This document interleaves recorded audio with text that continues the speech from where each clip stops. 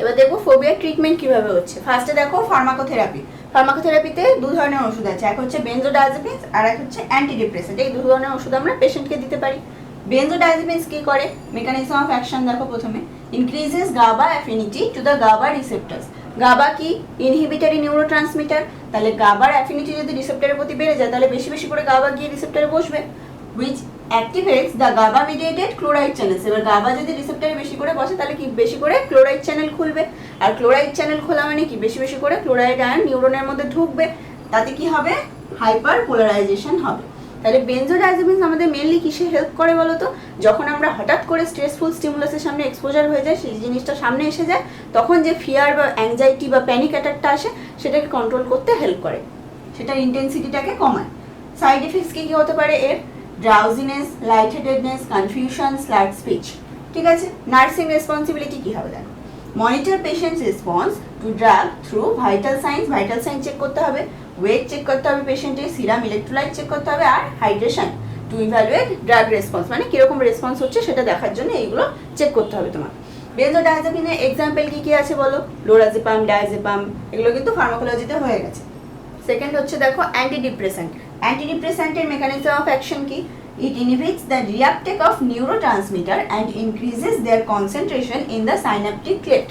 আমরা জানি সব নিউরোট্রান্সমিটার সাইন্যাপটিক ক্লেফট অব্দি আসে না, কিছু কিছু রিআপটেক হয়ে যায়, তো এরা কি করে সেই রিআপটেকটাই বন্ধ করে। এই রিআপটেক বন্ধ করার ফলে সাইন্যাপটিক ক্লেফটে নিউরোট্রান্সমিটারের কনসেন্ট্রেশনটা কি হয়, বেশি হয়, যার ফলে ডিপ্রেশন কমে। কিন্তু অ্যান্টিডিপ্রেসেন্টটা মেনলি কোন কোন ফোবিয়াতে কাজে লাগে বলো তো, সোশ্যাল ফোবিয়া, অ্যাগোরাফোবিয়া, মানে যারা অনেক দিন ধরে ঘরে বসে আছে বা সোশ্যালাইজ করছে না, তাদের কি হয় আস্তে আস্তে একটা ডিপ্রেশন তৈরি হয়, সেই ডিপ্রেশনটাকে কমাতেই কিন্তু অ্যান্টিডিপ্রেসেন্টটা মেনলি দেওয়া হয়। এই সাইড এফেক্টস কি আছে দেখো, headache, Nazia, decrease alertness, sedation, dizziness, এগুলো হতে পারে। আর নার্সিং রেসপন্সিবিলিটি কি, মনিটর ফর অ্যাডভার্স ইফেক্টস, পেশেন্টকে মনিটর করতে হবে এই অ্যাডভার্স ইফেক্টগুলো হচ্ছে কিনা।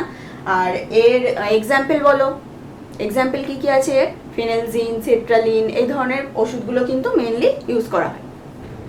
নেক্সট হচ্ছে বিহেভিয়ার থেরাপি। বিহেভিয়ার থেরাপি কি, এখানে আমরা পেশেন্টের বিহেভিয়ারটাকে এমনভাবে মডিফাই করব যাতে সে ওই ফিয়ার্ড সিচুয়েশনটাকে ফেস করতে পারে।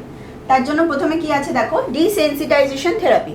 এটা না অনেকটা ওই অ্যালার্জি শর্টসের মতো, আমরা যখন কোনো কিছুতে ধরো আমাদের অ্যালার্জি আছে, সেই অ্যালার্জিটাকে যদি আমরা কমাতে চাই তাহলে কি হয়, প্রথমে খুব লো ডোজে আমরা অ্যালার্জেনটাকে ইন্ট্রোডিউস করি বডিতে, তারপর আস্তে আস্তে ডোজটা বাড়াই যতক্ষণ না সেটার প্রতি আমাদের সহ্য ক্ষমতা তৈরি হচ্ছে। এটা অনেকটা সেম। এখানে কি বলেছে দেখো, gradually রিইন্ট্রোডিউস the feared situation to the patient. কিভাবে রিইন্ট্রোডিউস করতে হবে, প্রথমে খুব অল্প সময়ের জন্য, তারপরে আস্তে আস্তে আস্তে আস্তে সময়টা বাড়াতে হবে এবং তার রিয়াকশনটা দেখতে হবে কি হচ্ছে। এবার শুধু পেশেন্টের সামনে সেটা রিইন্ট্রোডিউস করলেই হবে না, পেশেন্টকে তার সাথে কিছু টেকনিক শেখাতে হবে, সেগুলো কি, relaxation technique. And while coaching the patient on relaxation technique.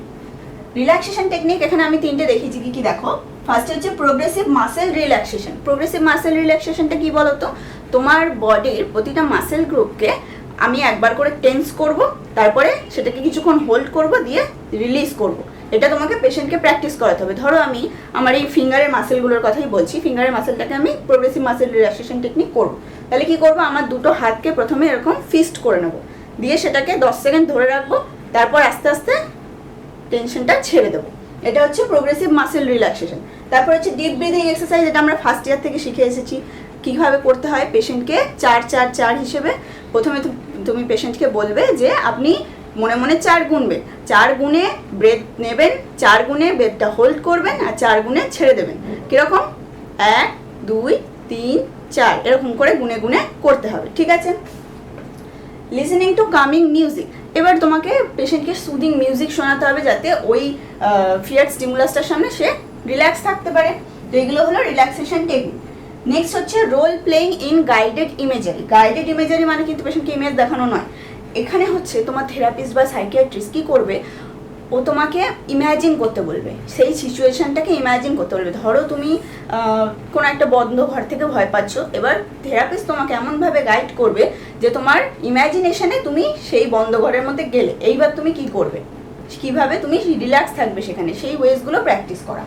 তাহলে in guided imagery to allow the patient to rehearse the ways to relax while confronting a feared situation. এটা কিন্তু পুরোপুরি মাইন্ডে হবে, আমরা সামনাসামনি কিছু দেখাবো না। নেক্সট হচ্ছে অ্যাসার্টিভ ট্রেনিং। এটা মেনলি যাদের ওই অ্যাগোরাফোবিয়া বা সোশ্যাল ফোবিয়া আছে তাদের কি করে ইন্টারপার্সোনাল রিলেশনশিপ তৈরি করতে হবে, কি করে মানুষের সাথে কথা বলতে হবে, কি করে কোনো একটা ধরো পাবলিক স্পিচ দিতে উঠলো, তো সেইগুলোকে আমরা রিহার্স করাই। সাইকিয়াট্রিস্ট মেনলি বা কাউন্সিলর যে থাকবে রিহার্স করাবে যে ওই সিচুয়েশনে গেলে তুমি কিভাবে সেটাকে হ্যান্ডেল করবে। নেক্সট হচ্ছে মডেলিং বিহেভিয়ার। এখানে কি হয়, কিছু কিছু পেশেন্ট বুঝতেই পারে না যে আমার সামনে যদি ফিয়ার সিচুয়েশনটা আসে বা ধরো যেটাকে আমি ভয় পাই সেটা যদি আসে তাহলে আমি কীভাবে রিয়াক্ট করবো। তখন তোমার সাইকিয়াট্রিস্ট যে আছে বা কাউন্সিলর যে আছে তাকে মডেল করে দেখাতে হবে যে এই ধরো আমি একটা বন্ধ ঘরে পড়ে রয়েছি, তাহলে আমি কি করব, সেখান থেকে কীভাবে বেরোবো বা সেই সিচুয়েশন থেকে কীভাবে বেরোবো, সেটা সাইকিয়াট্রিস্ট তোমাকে মডেল করে দেখাবে যে দেখো এই কাজগুলো তোমাকে পরপর করতে হবে। সেই মডেলটা এবার পেশেন্ট ফলো করবে। তাহলে patient observe someone model or demonstrating appropriate behavior when confronted with the feared situation. Appropriate behaviorটা তোমার সাইকিয়াট্রিস্ট তোমাকে প্রথমে দেখাবে, তারপর তোমাকে সেটা রিহার্স করতে হবে, ঠিক আছে। বিহেভিয়ার থেরাপির আন্ডারে লাস্ট হচ্ছে নেগেটিভ থট স্টপিং। এখানে কি হয়, আমরা যখন একটা কোনো ফিয়ারফুল সিচুয়েশনের সামনে আসি আমাদের মাথায় অনেক রকমের আজে বাজে নেগেটিভ চিন্তা আসে যে আমি এটা করতে পারবো না, আমি এই সিচুয়েশনটাকে ফেস করতে পারবো না। এই ধরনের চিন্তাগুলোকে কমানোর জন্য আমরা কি করি, বেসিক্যালি নিজেকে অন্য কোনো একটা কাজে ডিস্ট্র্যাক্ট করে ওই নেগেটিভ থটটাকে আসাটাকে আমরা কমানোর চেষ্টা করি।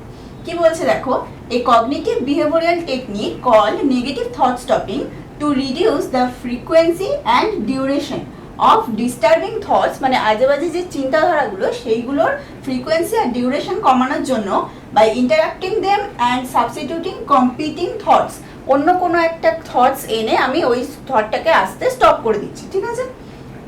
কিভাবে করবে এটা দেখো। ফার্স্টে হচ্ছে teaches patient to recognize negative thoughts. ফার্স্টে হচ্ছে তুমি পেশেন্টকে চিনতে সাহায্য করো যে তার নেগেটিভ থট কোনগুলো তাকে কাজটা করতে বাধা দিচ্ছে বা সিচুয়েশনটাকে ফেস করতে বাধা দিচ্ছে। নেক্সট হচ্ছে involves using an intense distracting stimulus such as snapping a rubber band around the wrist. এবার হচ্ছে তুমি পেশেন্টকে বলো আপনি যখন ওই নেগেটিভ থটটা আসছে তখন অন্য কোনো একটা কাজ করুন, যেমন হাতে একটা রাবার ব্যান্ড নিয়ে সেটাকে স্ন্যাপ করা। এতে কি হবে, ওই যে থটটা আসছিল নেগেটিভ থটটা ওটা তোমার এইখানে কনভার্ট হয়ে যাবে, মানে তুমি এই কাজটা করছো মানে তোমার ওখান থেকে কিন্তু ডিস্ট্রাকশন হয়ে গেল। Distracting stimulus such as snapping a rubber band around the wrist to stop the thought, তাহলে ওই থটটা স্টপ হয়ে গেল। With practice allows the patient to control thought without using distracting stimulus. এবার তোমাকে পেশেন্টকে আস্তে আস্তে এটা থেকে উইনিং করতে হবে, মানে পেশেন্টকে বলতে হবে, উইনিং করা মানে এটাকে ছাড়াতে হবে। পেশেন্টকে বলতে হবে যে এবার আপনি এটা করা ছাড়াই নিজে থেকে ওই স্টপ থটটা যাতে না আসে তার জন্য চেষ্টা করুন, নিজে থেকে ওই থটটাকে আসে এটাকে স্টপ করাতে হবে পেশেন্টটা। নেক্সট হচ্ছে psychotherapy. Psychotherapy is kind of counselling বলতে পারো। কাউন্সিলিংটা হচ্ছে শর্ট টার্ম, সাইকোথেরাপিটা অনেক লং টার্ম হয়। আর কাউন্সিলিংয়ে মেনলি কি হয়, আমরা কোনো একটা ইস্যু নিয়ে যাই কাউন্সিলরের কাছে, সেই ইস্যুটাকে সে রিজলভ করার চেষ্টা করে, কিন্তু এখানে সাইকোথেরাপিতে পেশেন্টের টোটাল হিস্ট্রি নিয়ে পেশেন্টের পার্সোনালিটি চেঞ্জ করা হয়। এটা কিন্তু একজন রেজিস্টার্ড প্র্যাকটিশনারই করতে পারে, ঠিক আছে। সাইকোথেরাপি হচ্ছে একটা ইন্টেন্সিভ ট্রেনিং যার মাধ্যমে আমি পেশেন্টের পার্সোনালিটিটাকেই চেঞ্জ করছি, ঠিক আছে। নেক্সট হচ্ছে নার্সিং ম্যানেজমেন্ট। নার্সিং ম্যানেজমেন্টের মধ্যে প্রথমে আছে আমাদের নার্সিং অ্যাসেসমেন্ট। ফার্স্টে অ্যাসেসমেন্ট করতে হবে। ফার্স্টে কি আছে দেখো, টেক থরো ডিটেইলড হিস্ট্রি, মানে পেশেন্টের identification data, chief complaint, present past history সমস্ত কিছু নিয়ে নিলে। নেক্সট হচ্ছে assess the patient's physical symptoms, মানে আমি যা যা সাইন সিমটমস বলেছিলাম, সোয়েটিং, প্যালপিটেশনস আছে কিনা, কি তার ফিজিক্যাল সাইন সিমটমস আছে সেটা দেখতে হবে। নেক্সট হচ্ছে প্রেসিপিটেটিং ফ্যাক্টরস। আমি বলেছিলাম সব ফোবিয়া কিন্তু স্পন্টেনিয়াস হয় না, কিছু কিছু পেছনে কোনো কারণ থাকে, যেমন ট্রমা, ট্র্যাজিক ইনসিডেন্ট, কোনো ডেথ থাকে, অ্যাক্সিডেন্ট থাকে, তো সেইটা তোমাকে পেশেন্টের সাথে কথা বলে খুঁজে বার করতে হবে। নেক্সট হচ্ছে avoidance behaviour associated with phobia, মানে সেই জিনিসটা সামনে এলে সেটাকে কীভাবে অ্যাভয়েড করে বা নর্মাল ডেলি লিভিং অ্যাক্টিভিটিস করতে গেলে সেই জিনিসটাকে কীভাবে অ্যাভয়েড করে সেটা জানতে হবে। নর্মাল কোপিং এবিলিটি, হঠাৎ করে জিনিসটাতে এক্সপোজার হয়ে গেলে, স্ট্রেসফুল স্টিমুলাসের সাথে এক্সপোজার হয়ে গেলে সেটার সাথে কীভাবে কোপিং করছে সেটা দেখতে হবে। নেক্সট হচ্ছে impact of anxiety on physical functioning, তার অ্যাক্টিভিটিস অফ ডেলি লিভিং বলো, এমনি তার জব পারফরমেন্স বলো, সমস্ত কিছুতে তার অ্যাংজাইটিটা কীভাবে ইম্প্যাক্ট করছে সেটা দেখতে হবে। নেক্সট হচ্ছে থট কন্টেন্ট, জিনিসটাকে নিয়ে, এই ফোবিয়াটাকে নিয়ে তার কি থট প্রসেস চলছে সেটা জানতে হবে। সোশ্যাল সাপোর্ট সিস্টেম, এটা মানে হচ্ছে তার ফ্যামিলি, ফ্রেন্ডস, তার পিয়ার গ্রুপস, মানে যার যার কাছ থেকে সে ইমোশনাল সাপোর্ট পেতে পারে, সেই টোটাল সাপোর্ট সিস্টেমটাকে তোমাকে আইডেন্টিফাই করতে হবে। নেক্সট হচ্ছে কমিউনিকেশন, সে তাদের সাথে কিভাবে কমিউনিকেট করে, ইন জেনারেলি ধরো কোনো পাবলিকের সাথে সে কিভাবে কমিউনিকেট করে, তার সেই কমিউনিকেশন প্যাটার্নটা দেখতে হবে। নেক্সট হচ্ছে সাইকোমোটর অ্যান্ড ফিজিওলজিক্যাল রেসপন্সেস, মানে ধরো তার হঠাৎ করে সে স্ট্রেসফুল স্টিমুলাসের সাথে তার এক্সপোজার হয়ে গেল, তখন তার হাঁটা চলা, জেস্চার, পোস্চার কীভাবে অ্যাফেক্ট হয়, বা তার ফিজিওলজিক্যাল রেসপন্সগুলো কীভাবে অ্যাফেক্ট হয় সেটা জানতে হবে। নেক্সট হচ্ছে ইটিং প্যাটার্ন, আমি বলেছিলাম অনেকে ইটিংটাকে অ্যাংজাইটির সাথে অ্যাসোসিয়েট করে নেয়। অনেকে কি হয়, হঠাৎ করে অ্যাংজাইটি হচ্ছে, প্যানিক করছে, বেশি বেশি করে খাবার খেতে লাগে, যার জন্য তার ইটিং প্যাটার্নটা জানতে হবে। স্লিপিং প্যাটার্ন, ঘুম হয় না অ্যাংজাইটি হলে।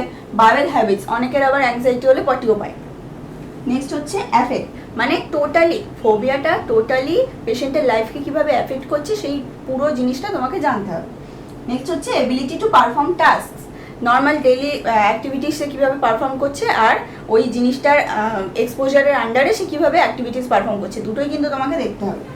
নেক্সট হচ্ছে pay attention to specific anxiety reducing behaviour. এবার দেখো এখানে লাস্ট তোমাকে কি আইডেন্টিফাই করতে হবে, অ্যাংজাইটি রিডিউসিং বিহেভিয়ার। নর্মালি তো সে কোনো একটা কোপিং মেকানিজম নিয়েছে যার জন্য সে অ্যাংজাইটিটাকে ইগনোর করে চলতে পারছে, যার জন্য সে তোমার কাছে এসেছে। তাহলে সেই অ্যাংজাইটি রিডিউসিং বিহেভিয়ারগুলো কী কী সেগুলো তোমাকে আইডেন্টিফাই করতে হবে। যেমন ফার্স্টেই হচ্ছে লিভিং গ্রুপ থেরাপি, ধরো তুমি পেশেন্টকে, অনেকগুলো পেশেন্টকে একসাথে নিয়ে গ্রুপ থেরাপি দিচ্ছ, সে কোনো একটা কারণ বলবে আমার পেটে ব্যথা করছে, ইয়ে করছে বলে চলে যাবে বেরিয়ে। নেক্সট হচ্ছে অ্যাভয়েডিং অ্যাক্টিভিটি, ধরো তুমি পেশেন্টের সাথে 1-to-1 বা গ্রুপে কোনো অ্যাক্টিভিটি করতে চাইছো, ওটা করতে চাইবে না। নেক্সট হচ্ছে গোয়িং টু বাথরুম, ধরো তুমি কাউন্সিলিংয়ে বসেছো, তার সাথে সে বারবার বাথরুমে চলে যাচ্ছে, এটা কি তার পালিয়ে বাঁচা। এই সাইন সিমটমসগুলো তোমাকে খুঁজে বের করতে হবে। অ্যাসেসমেন্ট হয়ে গেল, এবার হচ্ছে নার্সিং ম্যানেজমেন্ট, মানে ডায়াগনোসিস, গোল আর ইন্টারভেনশনস। প্রথমে দেখো নার্সিং ডায়াগনোসিস কি, আচ্ছা এখানে আমি দুটো অ্যাব্রিভিয়েশন ইউজ করেছি, একটা হচ্ছে আরটি মানে রিলেটেড টু, আর একটা হচ্ছে এইবি মানে হচ্ছে অ্যাজ এভিডেন্সড বাই। ঠিক আছে, প্রথম নার্সিং ডায়াগনোসিস কি আছে দেখো। ফার্স্টে হচ্ছে fear related to a specific stimulus as evidenced by behaviour directed towards the avoidance of the feared object or situations, মানে পেশেন্টের ফিয়ার হচ্ছে related to a specific stimulus, এটা কিন্তু স্পেসিফিক ফোবিয়ার জন্য এই ডায়াগনোসিসটা। ঠিক আছে, অ্যাজ এভিডেন্স বাই বিহেভিয়ার মানে অ্যাভয়েডেন্স বিহেভিয়ার, অ্যাভয়েডেন্স বিহেভিয়ার দেখাচ্ছে ওই জিনিসটা সামনে আসলে, তার জন্য আমরা ফিয়ার ডায়াগনোসিস করছি। ঠিক আছে, এর গোলস কি আছে দেখো। পেশেন্ট, আমার গোল কি হবে বলো তো। নর্মালি স্পেসিফিক স্টিমুলাস থেকে যদি আমাদের ভয় হয়, তাহলে তার জন্য আমরা কি করতে পারি, আমরা পেশেন্টকে এমনভাবে কাউন্সিল করব, এমনভাবে তার ইন্টারভেনশনসগুলো করব যাতে সে ওই ফোবিক স্টিমুলাসটার আন্ডারে, ওখানে মানে সেটা যদি ওর সামনেও থাকে তাহলে ও কোনো অ্যাংজাইটি ছাড়াই নর্মাল ফাংশনিংটা করতে পারে, নিজের যে কাজগুলো নর্মাল কাজগুলো করতে পারে। তাহলে patient will be able to function in the presence of a phobic object or situation without experiencing panic anxiety। তার জন্য আমার ইন্টারভেনশনস কি কি আছে দেখি। ফার্স্টে হচ্ছে রিঅ্যাসিওর দ্য পেশেন্ট সেফটি, পেশেন্টকে বলতে হবে যে আপনি এখানে সেফ আছেন, আপনার ও জিনিসটা সামনে থাকলেও আপনার ওটা থেকে কোনো ভয় নেই। নেক্সট হচ্ছে explore the patient's perception of the threat, মানে কি পেশেন্ট ওই জিনিসটাকে নিয়ে কতটা থ্রেট পাচ্ছে, কতটা থ্রেট ভাবছে সেটা তোমাকে জানতে হবে। ধরো আমি মাকড়সার কথাই বলছি, তাহলে পেশেন্টকে আপনাকে জিজ্ঞেস করতে আপনার কী মনে হয় মাকড়সা আপনার কী ক্ষতি করতে পারে, বা মাকড়সা থেকে আপনার কি কি হার্ম হতে পারে, সেটা পেশেন্টের কাছ থেকে ভালোভাবে জেনে নিতে হবে। নেক্সট হচ্ছে include the patient in making decisions related to alternative coping strategies, মানে পেশেন্টকে তোমাকে অপশনস দিতে হবে যে আপনি এইভাবে আপনি জিনিসটার সাথে কোপ করতে পারেন। এবার পেশেন্ট যেটা চুজ করবে সেইটাই নিয়েই কিন্তু তোমাকে এগোতে হবে, তুমি সেটার উপর ইম্প্রোভাইজ করে বলতে পারো না যে না আপনাকে ওইটাই করতে হবে। এবার পেশেন্টের কাছে দুটো রাস্তা আছে, এক হচ্ছে পেশেন্ট জিনিসটা অ্যাভয়েড করবে, আর পেশেন্ট জিনিসটাকে এলিমিনেট করার চেষ্টা করবে, ভয়টাকে এলিমিনেট করার চেষ্টা করবে। যদি অ্যাভয়েড করতে চায় পেশেন্ট, তাহলে কিন্তু তুমি তাকে বাধা দিতে পারবে না।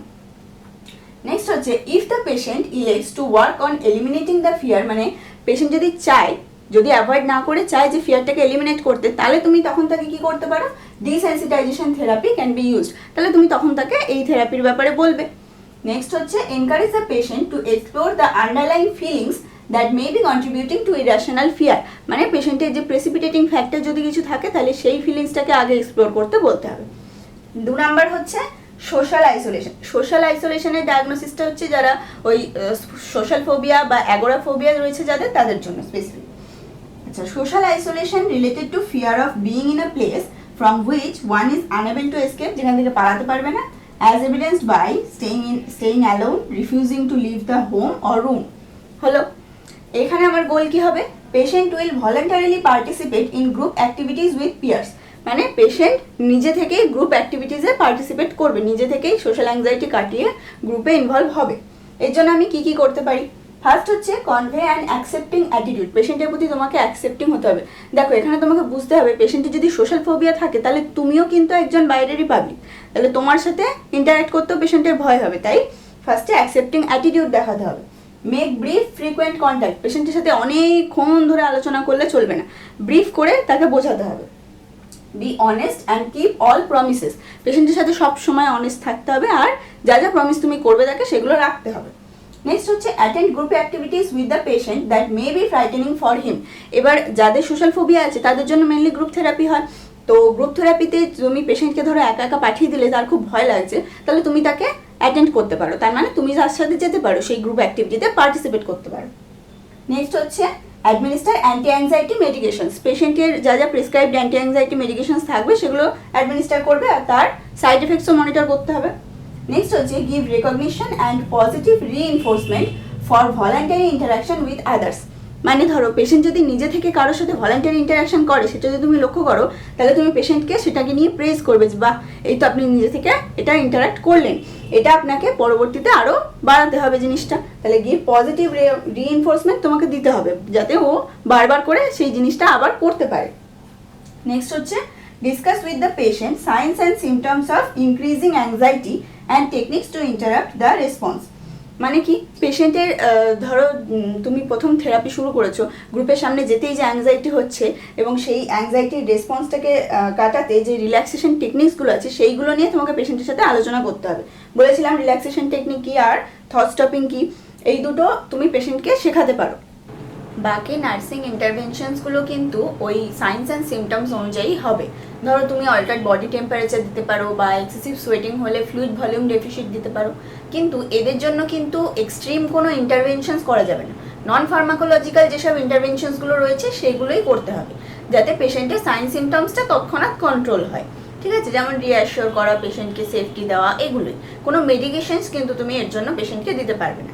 এবার হচ্ছে evaluation.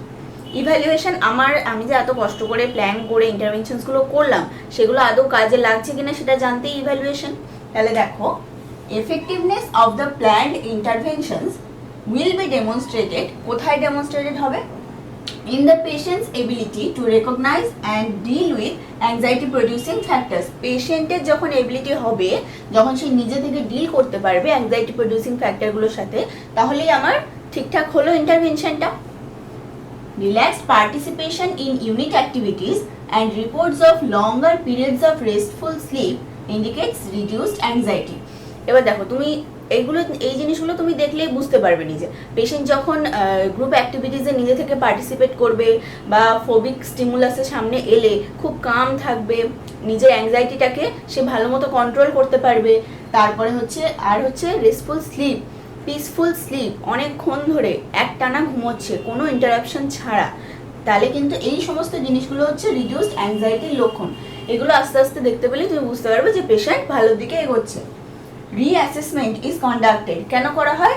To determine if the nursing interventions have been successful in achieving the objectives of care. এবার আমাকে রিঅ্যাসেস করে দেখতে হবে। এবার রিঅ্যাসেসমেন্ট বা ইভ্যালুয়েশন এর জন্য 3টে কোয়েশ্চেন তোমাকে মেন করতে হবে। কি দেখো, following questions are helpful in evaluation. First হচ্ছে, does the patient face phobic object or situation without anxiety? যেটা বললাম, তোমার পেশেন্ট ফোবিক অবজেক্টটাকে অ্যাংজাইটি ছাড়া সেটার সাথে ডিল করতে পারছে কিনা। Does the patient voluntarily participate in group activities? Group অ্যাক্টিভিটিসে নিজে থেকে পার্টিসিপেট করছে কিনা। Is the patient able to demonstrate techniques that he may use to prevent anxiety from escalating to the panic level? দেখো, এবার তুমি পেশেন্টকে অনেক ধরনের টেকনিক শিখিয়েছো, relaxation technique, thought stopping, patient কি এগুলো ঠিকমতো ইউজ করতে পারছে? পেশেন্ট কি এর মধ্যে যে কোনো একটা হলেও টেকনিক সে দেখাতে পারছে যেটা সে ইউজ করবে ওই যখন তার সামনে ফোবিক অবজেক্টটা আসবে তখন সে সেটা ইউজ করতে পারবে? সেটা হচ্ছে কিনা সেটা দেখতে হবে। একদম শেষ পর্যায়ে চলে এসেছে আমাদের টপিকের লাস্ট পয়েন্ট হচ্ছে কনক্লুশনস। দেখো, phobias are common illness with considerable morbidity and social cost. Social cost কেন বললাম? আমি আগেবার বলেছিলাম অনেকে আন্ডার অ্যাচিভার থেকে যায় ফোবিয়ার জন্য সোসাইটিকে, তার বেসটা কিন্তু দিতে পারে না। অ্যাকম্পানিড বাই অ্যাংজাইটি, ডিস্ট্রেস, এগুলো আমরা জানি। Half of them are undiagnosed or untreated. 50% কিন্তু আনডায়াগনোস বা আনট্রিটেডই থেকে যায়। কেন বলতো? এর পেছনে অনেক সোশ্যাল ট্যাবুজ আছে, অনেকে সাইকিয়াট্রিস্টের কাছে যেতে চায় না, প্রথম কথা। আর দ্বিতীয় কথা, অনেকে মনে করে যে এরকম একটু আধটু ভয় ও সবারই থাকে, মানে জিনিসটাকে বেশি গুরুত্ব দেয়। Combination treatment with physiological interventions and medications usually works best in controlling phobias. দেখো, মেডিসিন দিয়ে, শুধু মেডিসিন দিয়ে তুমি মেন্টাল ইলনেস কিওর করতে পারবে না, তার সাথে তোমাকে থেরাপিও দিতে হবে, তবেই কিন্তু ফোবিয়া ঠিকমতো ম্যানেজ করা যাবে। তাহলে এটাই ছিল আমাদের আজকের টপিক, ফোবিয়া। আশা করি তোমরা বুঝতে পেরেছো। যদি কিছু ডাউট থাকে অবশ্যই আমাকে কমেন্ট সেকশনে জানাও। আর দেখা হচ্ছে নেক্সট ভিডিওতে। টাটা।